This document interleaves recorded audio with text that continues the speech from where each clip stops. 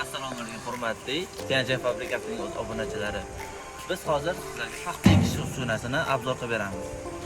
Bu dori qutiga keladigan bo'lsak, bu o'z ichiga 100-150 kilogacha o'z dori o'z ichiga oladi.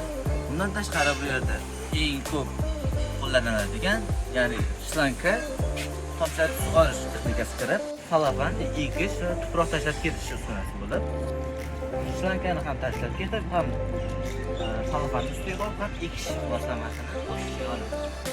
Bundan tashqari salafani uchish ketmaslik alohida moslamamiz bor. Bu ichiga tuproq to'lib, o'z ketish yo'lida, paxtani ekish yo'lida ustiga tuproq tashlab ketadi. Bu salafani uchib ketishida hech qachon xavotir olmasanglar bo'ladi.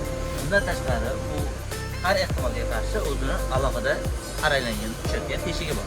Chetiga keladigan bo'lsak, o'shchi birdaniga sotsalar, bu ham ko'p ham tashlab ketmaydi, ham kam ham tashlab ketmaydi. Bunisi xavotir olmaylar. Kimgadir shu o'zimizni texnikamiz qo'l keladigan bo'lsa, kimgadir kerak bo'ladigan bo'lsa, pastdagi raqamlarga murojaat qilishidan mumkin. Bundan tashqari o'zimizning boshqacha texnikalarimiz bor, uni keyingi videolarimizda olib borib qo'yamiz. Obuna bo'lib qo'ysanglar, bundan bexor qolib ketmaysiz.